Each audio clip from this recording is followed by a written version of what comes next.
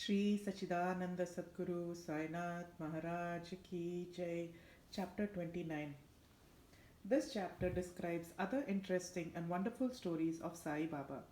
Madrasi Bhajana Bandali. In the year 1916 AD, when a Madrasi Bhajana Mela party of Ramdasi Panth started on a pilgrimage to the holy city of Banaras, the party consisted of a man, his wife, daughter, and sister in law. On their way, the party heard that there lived in Shirdi in Kopargaon Taluk, Ahmednagar district, a great sage named Sai Baba, who was calm and composed, and who was very liberal, and who distributed money every day to his bhaktas and to skillful persons who went and showed their skill there. A lot of money in the form of dakshina was collected daily by Sai Baba, and out of this amount, he gave daily 1 rupee to a 3-year-old girl, Amani, the daughter of the Bhakta Kondaji, and rupees 2, 2 rupees 5 to some, rupees 6 to Jamali, the mother of Amani, and rupees 10 to 20, and even rupees 50 to other Bhaktas as he pleased. On hearing all this, the party came to Shirdi and stayed there.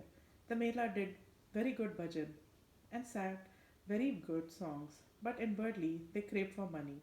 Three of the party were full of avarice, but the chief lady or mistress, who was of a very different nature, she had regard and love for Baba. Once it was so happened that when the noon arti was going on, Baba much pleased with her faith and devotion, and was pleased to give her darshana vision of her Ishtam, beloved deity. To her, Baba appeared as Sitanath, Rama, while to others the usual Sainath. On seeing her beloved deity, she was very much moved. Tears began to flow from her eyes, and she clapped her hands in joy. The people began to wonder at her joyful mood, but were not able to guess its cause. Late in the afternoon, she disclosed everything to her husband. She told him how she saw Rama in Sai Baba. He thought that she was very simple and devout, and her seeing Rama might be a hallucination of her mind. He hoo-hawed her, saying that it was not possible that she alone should see Rama while they all saw Sai Baba. She did not resent his remark, as she was fortunate enough to see Ramadarshana now and then when her mind was calm and composed and free from avarice. Wonderful vision. Things were going on like this when the husband got a wonderful vision in his dream one night as follows. He was in a big city. The police there had arrested him, tied his hands with a rope, and put him in a cage.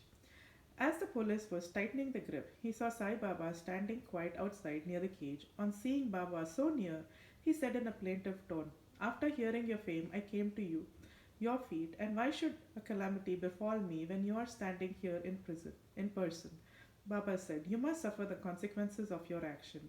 He said, "I have not done anything in this life which would require such a misfortune on me." Baba said, "If not this life, you must have committed some sin in your past life."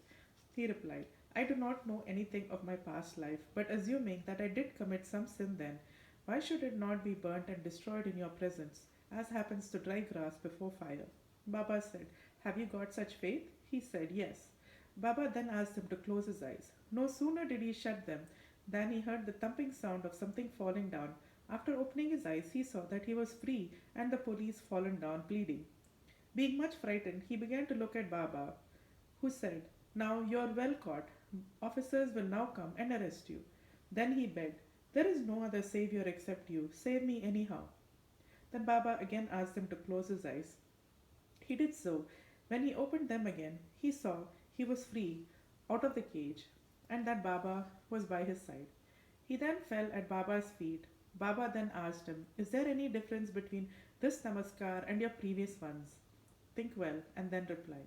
He said, "There's a lot of difference. My former namaskars were offered with the object of getting money from you, but the present namaskara is one offered to you as God.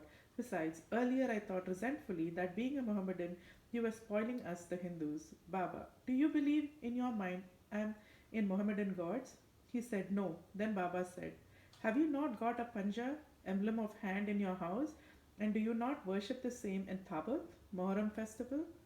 Also, there is in your home another deity by name Kad Bibi, whom you propitiate and appease on marriage occasion and other festival. Is it not so?"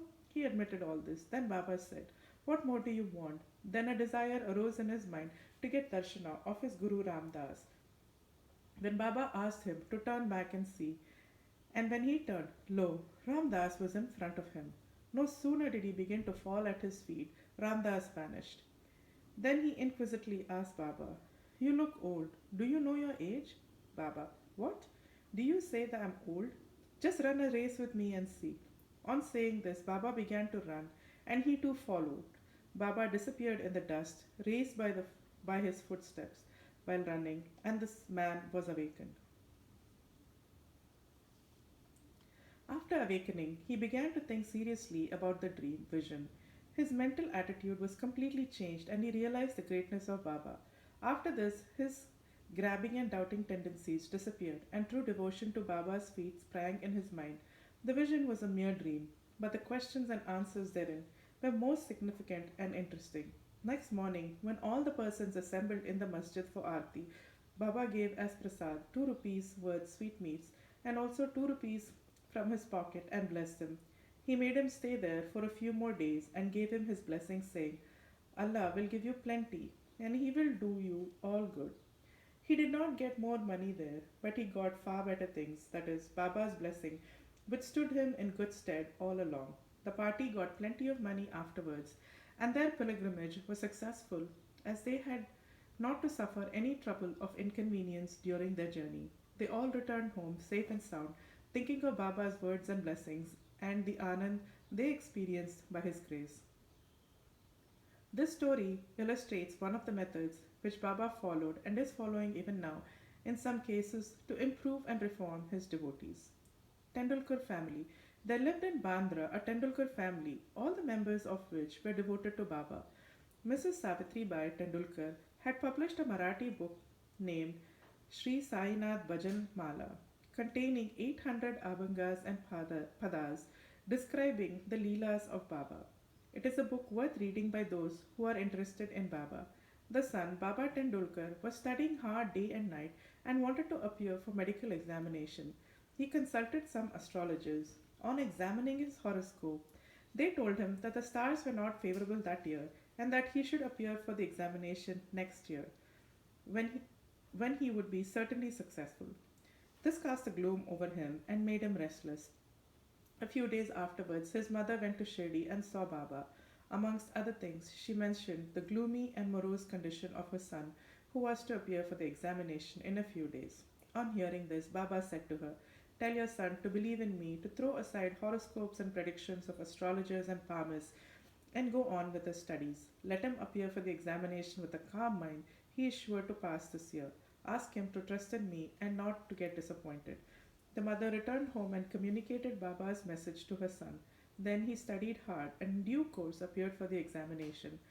In the written papers he did well, but being overwhelmed by doubts, he thought that he could not secure sufficient marks for passing, so he did not care to appear for the oral examination. But the examiner was after him. He sent word through a fellow student stating that he had passed in the written examination and that he should appear for the oral. The son, being thus encouraged, appeared for the oral examination and was successful in both. Thus, he got through the examination that year successfully, by Baba's grace, though the stars were against him. It is to be noted here that the doubts and difficulties surround us just to move us and confirm our faith. We are tested, as it were, if we only hold on steadily to Baba with full faith and continue our endeavors with efforts, will be continuously crowned with success. The father of this boy, Raghunath Rao, was serving in some foreign mercantile firm in Bombay. As he grew old, he was not able to attend to his work properly, and so he had to take leave and rest. As he did not improve, during the period of leave, a further extension of leave or retirement from service was inevitable. The chief manager of the firm decided to retire him on pension. As he was an old and reliable servant, the question regarding the amount of pension to be given was under consideration. He was getting rupees 150 per month, and his pension, that is half the amount, rupees 75, would not be enough to meet the expenses of the family. So they were all anxious about this matter. 15 days before the final settlement, Baba appeared to Mrs. Tendulkar in her dream and said, "I wish that rupees 100 should be paid as pension. Will this satisfy you?" She replied, "Baba, Why ask me this? We fully trust in you. Though Baba said rupees 100, still he was given 10 rupees more, that is 110 as a special case. Such a wonderful love and care did Baba exhibit for his bhaktas. Captain Hate. Captain Hate, who was staying in Bikaner, was a great devotee of Baba. Once Baba appeared to him in his dream and said, "Did you forget me?" Hate then immediately held Baba's feet and replied, "If a child forgets his mother, how could he be saved?" Then Hate went into the garden and took out fresh valpapdi vegetables, and arranging Siddha and Dakshina, was about to offer all this to Baba when he was awakened and came to know that the whole thing was a dream. Then he decided to send all these things to Baba at Shirdi. When he came to Gwalior, some days afterwards, he sent rupees 12 by money order to a friend with instructions that rupees 2 should be spent in buying Siddha articles and Valpapdi vegetables, and those should be offered to Baba with rupees 10 as Dakshina. The friend went to Shirdi, purchased the things mentioned, but Valpapdi was not available. In a short time, a woman turned up with a basket on her head, which curiously enough contained the vegetables. It was purchased, and then all the things were offered to Baba on behalf of Captain Hate. Mr. Nimonkar prepared the Naivedya, rice and Valpapdi vegetables, next day and offered the same to Baba. All the people were surprised to see that Baba, while dining, took and ate Valpapdi and did not touch rice and other things. Hate's joy knew no bounds when he heard of this from his friend. Consecrated rupee. At another time, Captain Hate wished that he should have in his house a rupee consecrated by Baba with his touch. He came across a friend who was bound for Shirdi. Through him, Hate sent his rupee. The friend went to Shirdi and, after the usual salutation, gave first his dakshina, which Baba pocketed. Then he gave Hate's rupee, which Baba took in his hand and began to stare at it. He held it in front, tossed it up with his right thumb, and played with it. Then he said to the friend, "Return this to its owner with the prasad of Udi. Tell him I want nothing from him, and ask him to live in peace and contentment." The friend returned to Gwalior and handed over the consecrated rupee to Hate and told him all that happened at Shirdi. This time Hate was much pleased and realized that Baba always encouraged good thoughts, and as he wished intently, Baba fulfilled the same accordingly. Women Narvekar. Now let the readers hear a different story. A gentleman named Waman Narvekar loved Baba so very much he once bought a rupee. On one side of it were engraved the figures of Rama, Lakshmana, and Sita, and on the other side was engraved the figure of Maruti with folded hands. He offered it to Baba with, with the hope that he should consecrate it with his touch and return it to him with Udi. But Baba immediately pocketed it. Then Shama spoke to Baba regarding Vaman Rao's intention and requested him to return it. Then Baba spoke in the presence of Vaman Rao as follows: "Why should it be returned to him? We should keep it ourselves. If he gets rupees 25 for it, it will be returned." Then, for the sake of that rupee, Vaman Rao collected rupees 25 and placed them before Baba. Then Baba said, "The value of the rupee far exceeds 25 rupees. Shama, take this rupee. Let us have it in our store. Keep this in your shrine and worship it." No one had the courage to ask Baba why he followed this particular action. He only knows what is best and most suitable to each and all. Bo to Sri Sai, peace be to all. Sri Sachidananda Sadguru, Sainath Maharaj Ki Jai. End of chapter 29.